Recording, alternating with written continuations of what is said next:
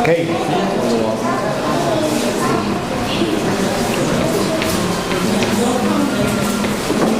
¿Estamos listos? Y hoy con el buen problema de que puede ser que los que están cercanos a este área les pegue mucho frío. Entonces, aquí hay otros campitos más para acá. Y uno de mis esfuerzos antes de empezar el próximo año es que hayan unas cobijitas para ayudarles sin que se duerman. Pero es que ya las busqué y no habían, las había comprado. Entonces, esa es la idea. Pero bueno, estamos agradecidos, ¿verdad?, de estar aquí reunidos esta mañana una vez más. Y yo estoy agradecido de poder predicarles a ustedes también. Como bien saben, nos estamos acercando a las fechas de la Navidad.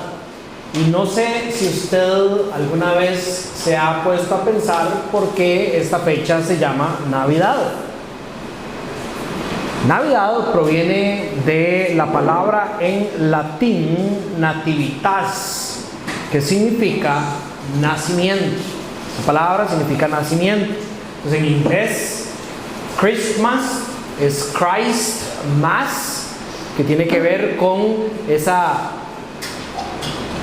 Hay toda una progresión de la palabra original de Navidad hasta llegar a ese entendimiento en inglés de la celebración del nacimiento de Cristo.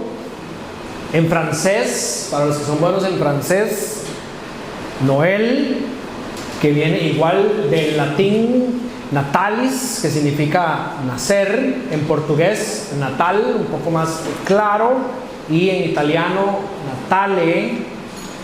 Y es hasta el siglo III aproximadamente y el siglo IV en que la iglesia empieza a hablar este lenguaje que es el que nosotros usamos y el mundo entero utiliza para describir la Navidad como Nativitas Domini, que significa la fecha del nacimiento del Señor.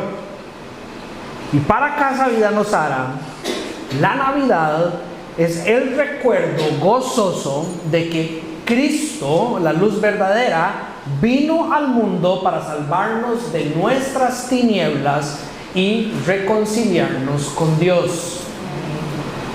Y es por esta razón que hoy empezamos una nueva serie donde el tema central de la serie es el Adviento. Ahora, para los que no conocen la definición de este término, Adviento es el tiempo en que la iglesia medita en esto que se celebra en la Navidad, las dos venidas de Cristo. Su primera venida en humildad para salvar la encarnación de Dios en la segunda persona, y la segunda venida cuando Cristo, que ha encarnado, este niño, vuelve en gloria ahora para juzgar y para restaurar todas las cosas según lo ha prometido. Pero si usted se está preguntando, el Adviento no es una práctica que oficialmente encontramos en las Sagradas Escrituras. Pero detrás de esta celebración de Adviento hay una intención de meditar en un concepto bíblico centrado en las promesas del Mesías que habría de venir y en la esperanza segura de que volverá. La iglesia ha abrazado esta celebración a lo largo de la historia y hoy nosotros nos gozamos meditando en estas verdades también. Nuestra serie de enseñanzas está estructurada aproximadamente de la siguiente manera. Cuando digo aproximadamente es porque no conozco exactamente los títulos que mis hermanos van a poner a las enseñanzas, pero la número 1 es una esperanza en las promesas de Dios. La número 2, la venida de Cristo como el cumplimiento del plan eterno. La número 3, el gozo en la salvación cumplida. Y la número 4, la segunda venida de Cristo y la esperanza futura. Con esto en mente, para estas 4 semanas, oremos. Señor, gracias por permitirnos, con una palabra que es verdad, meditar en tus verdades. Gracias porque hoy empezamos un camino donde estaremos reflexionando sobre las cosas que tú has hecho y vas a hacer por medio de tu Hijo. Ayúdanos a que nuestra fe crezca y nuestra esperanza se fortalezca por medio de tu palabra esta mañana. En el nombre de Jesús oramos. Amén. Esta es una de las premisas de esta serie de enseñanzas. El Adviento nos recuerda que así como Dios cumplió su promesa al enviar a Jesús en su primera venida, también cumplirá su promesa de que Cristo volverá. Por eso, de nuevo, Adviento es un tiempo donde la iglesia renueva su esperanza. Y esta idea la vamos a repetir varias veces durante la enseñanza de hoy. Miramos hacia atrás para ver la fidelidad de Dios en Cristo Jesús y miramos hacia adelante confiando en que esa misma fidelidad se cumplirá otra vez a través de Cristo Jesús en gloria. Pero antes de seguir, considero fundamental aclarar 2 definiciones. La número 1 es ¿qué es la fe bíblica? ¿Qué es la fe bíblica? La definición bíblica más directa la vamos a encontrar en Hebreos 11:1. La fe es la certeza de lo que se espera y la convicción de lo que no se ve. Y a través de todo el capítulo 11 de Hebreos vemos los ejemplos prácticos de cómo grandes hombres de Dios vivieron esa fe. La certeza de lo que se espera es una confianza. Acuérdense que no es simplemente creer, y ahora vamos a ver esto. Es confiar firme en lo que Dios ha prometido, aunque todavía no lo poseamos plenamente. Y una convicción de lo que no se ve. La fe descansa en la realidad invisible de que Dios, su carácter y su palabra, incluso cuando las circunstancias visibles puedan parecer contradecirlo, es una verdad, es una realidad. Los reformadores se dieron la tarea de explicar la fe bíblica a través de 3 conceptos o 3 pilares. No existe 2 pilares, es una fe con 3 pilares. El número 1, la noticia. La noticia tiene que ver con el conocimiento de lo que Dios ha revelado. Por ende, como bien respalda la Biblia, no puede haber fe genuina sin un conocimiento de quién Dios es. Y eso lo explica, por ejemplo, Pablo en Romanos capítulo 10, cuando habla sobre cómo la fe viene por el oír, ¿verdad? Tiene que haber un conocimiento, información, una noticia de quién Dios es. Después tiene que haber un ascensus, es la palabra que utilizaban en su lenguaje, que tiene que ver con el asentimiento. Que esta revelación que estoy escuchando es verdadera. Pero no se puede quedar ahí, y por eso no puede ser una fe de 2 pilares. Porque si usted pone atención, la noticia y el saber que la noticia es verdad, el diablo la tiene. Y todos los demás demonios la tienen también. Tiene que haber un tercer pilar, que es un don de Dios, que es la fiducia, que es la fe, que es esa confianza personal en Cristo. En quien Cristo es, en lo que Él hizo, en lo que Él provoca y en lo que Él va a hacer. Esa es la fe bíblica. Ahora, ¿qué es la esperanza bíblica? La esperanza bíblica no es incertidumbre, como la vive el mundo, ¿verdad? Como, yo tengo la esperanza de que no llueva hoy en la tarde, pero usted en el fondo no sabe. Es expectación segura.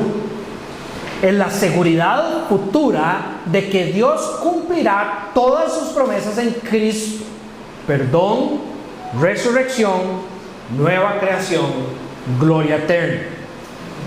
Una seguridad en esto pasado y futuro que Dios hace. Según la Biblia, la esperanza es el aspecto futuro de la fe. Lo que la fe cree, la esperanza lo espera. La fe es la base de la esperanza. La fe mira a las promesas de Dios y la esperanza mira al cumplimiento futuro de esas promesas. La fe confiesa que Dios es fiel y la esperanza espera con seguridad que esa fidelidad se manifieste plenamente. Y de nuevo, esta es la belleza de esta serie. Es un tiempo donde la iglesia renueva su esperanza. Miramos hacia atrás para ver la fidelidad de Dios en Cristo y miramos hacia adelante confiando en que esa misma fidelidad traerá a Cristo otra vez en gloria. Ahora, el propósito específico de la enseñanza de hoy es este: que podamos gozarnos por medio de estudiar sobre la fidelidad de Dios y que podamos crecer en nuestras convicciones de esperanza mientras estudiamos a una generación que, aunque vivieron hace más de 2700 años, pusieron su mirada en el mismo Dios, tuvieron fe en su obra de salvación y vivieron una vida llena de esperanza construida sobre las promesas divinas. Y por eso es que leímos al principio el texto de Isaías 9, del 1 al 7. Yo creo que todos en algún momento hemos escuchado, aunque sea un segmento de esa parte del capítulo. Nos ha nacido un niño, se nos ha concedido un hijo. La soberanía reposará sobre sus hombros. Se le darán estos nombres: Consejero admirable, Dios fuerte, Padre eterno, Príncipe de paz. Pero una vez más, texto de Isaías 9 es lo que hace este texto maravilloso ante nuestros ojos.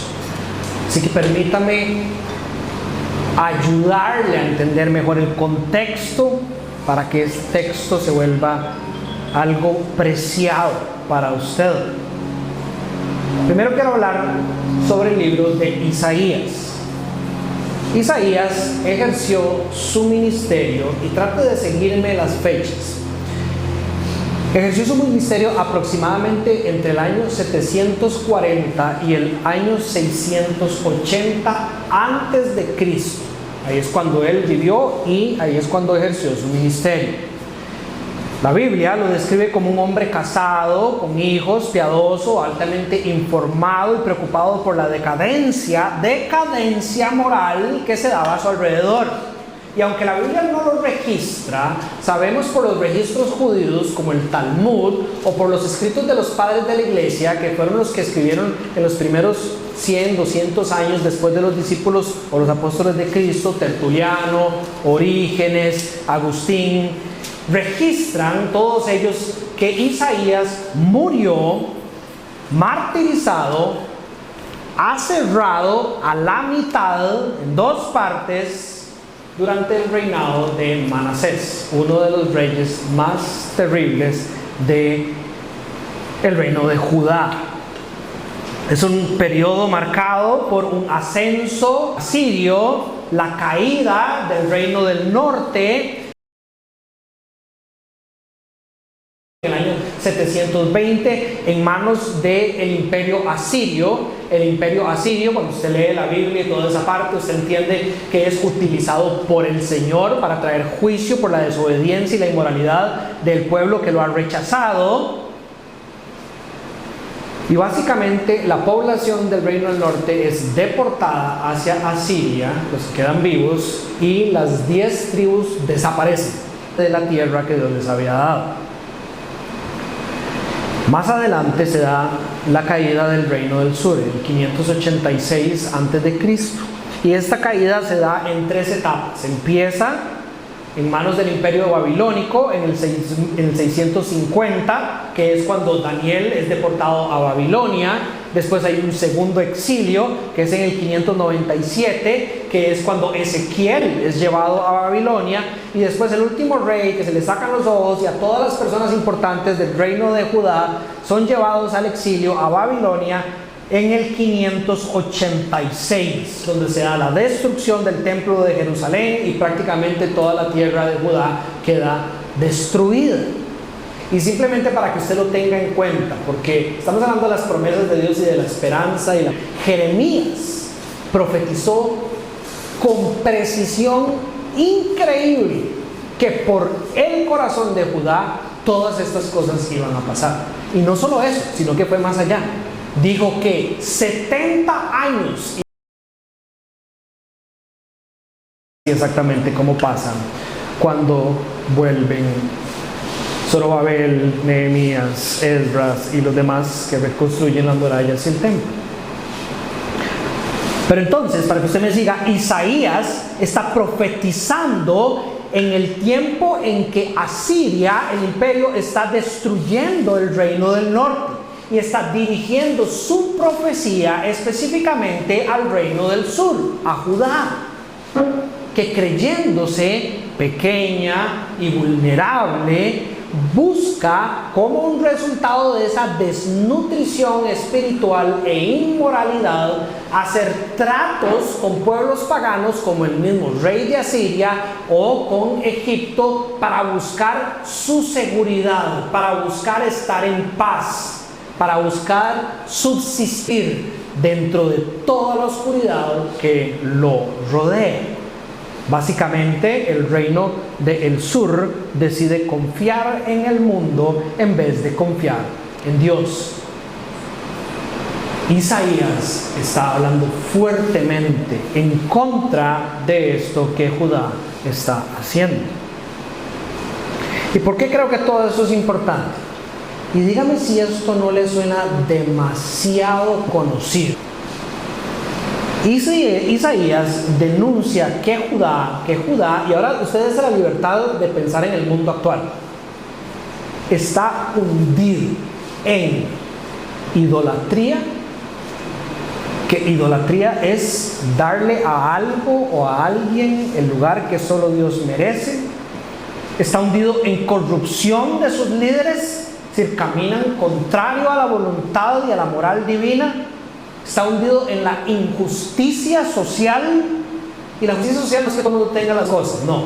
La injusticia social es caminar en contra de la justicia divina. Hay un culto vacío. Y lastimosamente tenemos que pensar también en la iglesia universal. Si es que son verdaderamente iglesias y simplemente no es que tienen una cruz y un rótulo afuera. Pero hay un culto vacío, sin verdadera adoración, sin verdadera obediencia, sin verdadera confianza. Hay una fe no bíblica. De hecho, cuando usted estudia las proclamaciones del rey de Judá, mientras Isaías lo está llamando, él muestra una fe falsa, tratando de mostrar que él no quería abusar del Señor y no quería tentar al Señor, pero en el fondo lo que él quería era confiar mejor en su plan que simplemente descansar en que el Señor iba a tener cuidado de él. Y hay una confianza total, que ya vimos también, en el poder humano, y relaciónelo con el día de hoy, y no en el de Dios, donde el hombre es el centro. Y si es que hay alguien dentro de esos hombres que cree en un Dios, ese Dios está definido por el hombre. No es el Dios que se ha mostrado. ¿No le suena como demasiado conocido? Cuando usted vuelve a ver eso alrededor.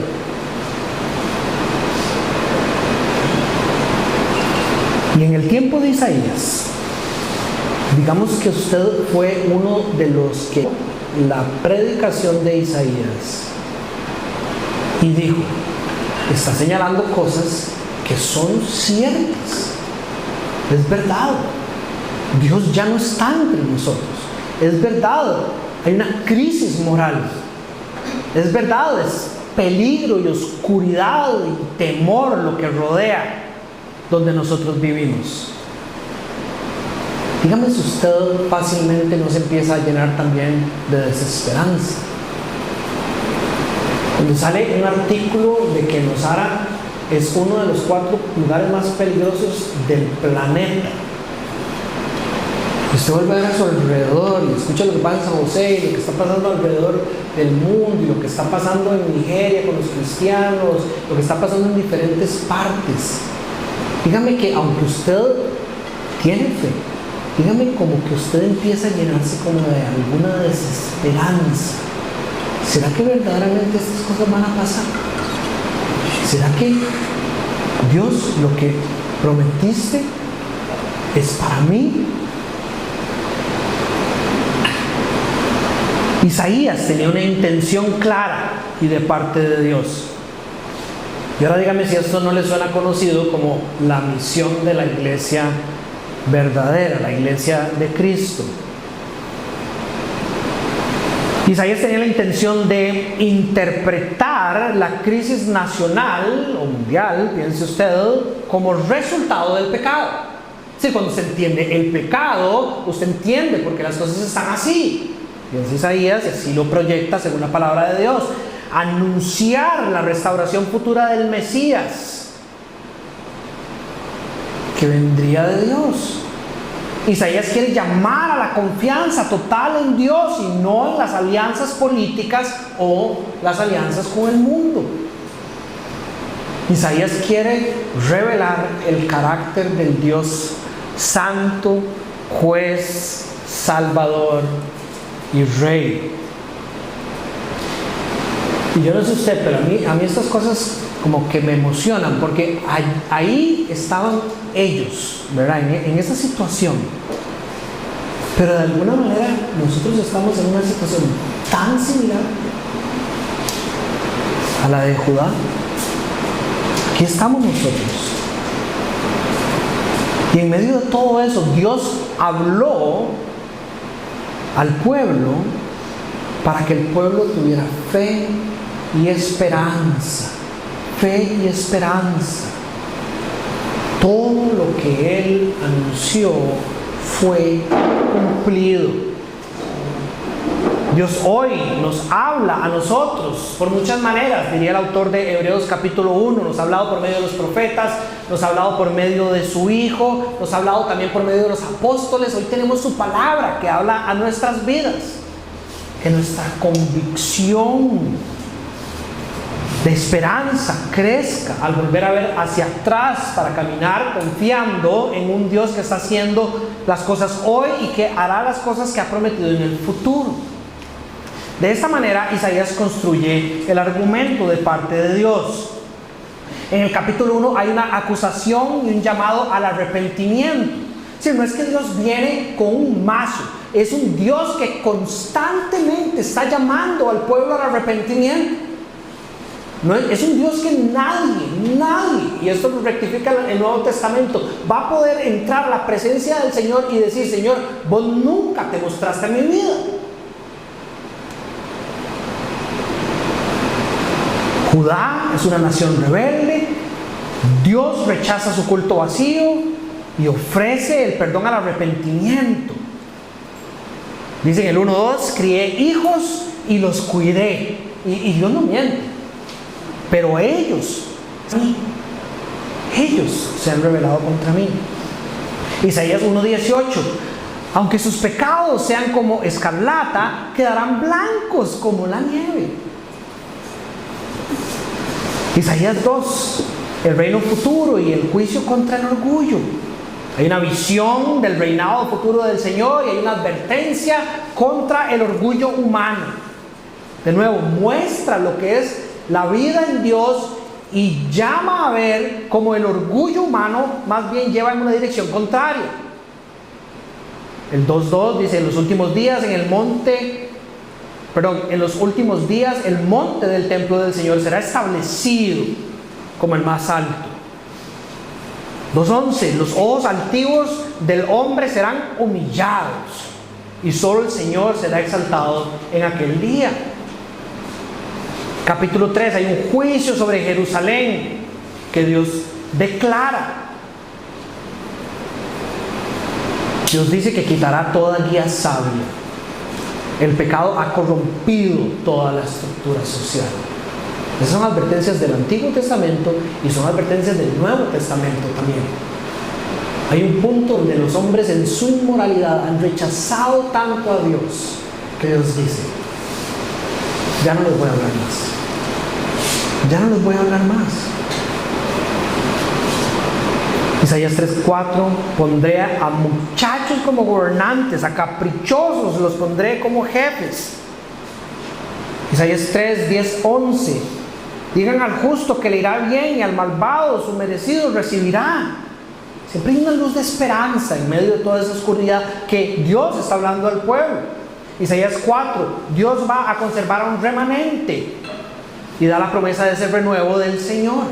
Y el Señor, en medio de todas las cosas que está diciendo, dice: yo estoy activo. Yo estoy activo. Isaías 5: la viña y los 6 ayes. Ay de los que llaman a lo malo bueno y a lo bueno malo.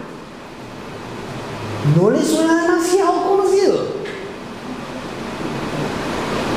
Después del servicio en inglés se me acerca una señora y me dice: estaba por vender mi casa aquí e irme de vuelta a Canadá, pero hay en estos momentos alguien del gobierno que está tratando de pasar una ley basada en el hate speech, ¿verdad? Donde ciertos libros de la Biblia no pueden ser predicados más en nuestro país.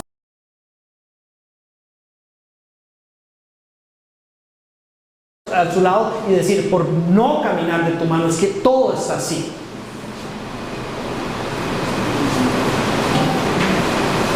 Él ofrece la salvación por medio de su Hijo solo porque Él decidió amar con todo a los suyos, y la ofrece sin pedir nada a cambio, porque Él mismo paga el precio que había que pagar.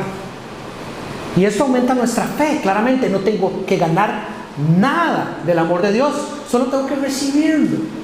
Solo tengo que escuchar esto y usar esa razón que Dios me dio para analizar lo que estoy escuchando, ver a mi alrededor y decir: es verdad, y poner mi fe en eso. Y obviamente eso también aumenta nuestra esperanza, que es el tema de hoy. Si Dios salvó a un pueblo tan indigno como era Israel en Isaías, Dios también me va a salvar a mí. Cuando reconozco lo indigno que soy, cuando veo la realidad de este mundo, Dios va a hacer lo que ya dijo que iba a hacer. Y algunos que ya hemos entendido un poquito, también podemos llenarnos de esperanza. Porque nuestra oscuridad no es un impedimento para que Dios siga derramando su gracia en nosotros. Lo vimos desde el tema de la salvación. Piense ahora en el tema de la santificación. En la realización de nuestra oscuridad es donde Dios brilla más fuerte. Si usted estudia las cartas de Pablo, por ejemplo, las cartas de prisión, se da cuenta que esta es la tendencia de Pablo. Dese cuenta lo pecaminosos que son para que ahora brille en su corazón la obra de Cristo.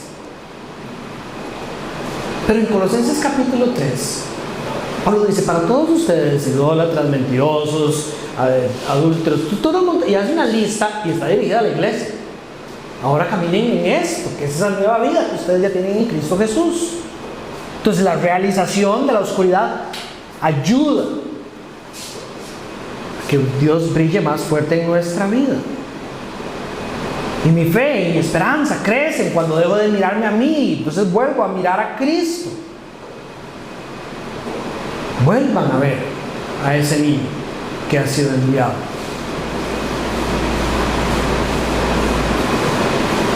Yo como papá todos los días me enfrento a esta realidad. Como papá, como esposo, como pastor, como amigo suyo, mi insuficiencia y error para dar un consejo, la falta de fuerza para caminar en el centro de la voluntad de Dios. No puedo, mira lo que me cuesta cuando trato de buscar en mí esas cosas. Ando tratando de ser el salvador del mundo, el constante proveedor de las situaciones para que ojalá las cosas sigan en paz. Trato de reinar con rectitud. Y verás qué mal me sale. Y el llamado de Isaías es: quiten los ojos de ustedes mismos y vean el niño que les ha sido enviado. Y en él el consejo admirable, en él la fortaleza divina, en él el cuidado como el de un padre, en él la paz, en él la justicia, en él la rectitud de ahora y para siempre. Nada más recuerdo, cuando por nuestro pecado fallemos, de que al final de cuentas, la mejor de todas las noticias es que Dios ha decidido que seamos su pueblo para siempre, que Él reine nuestro reino por siempre, que nosotros estemos en ese lugar de paz y gozo constante para siempre, porque su celo, porque el celo del Señor Todopoderoso es el que ha decidido que esto se cumpla. Bien,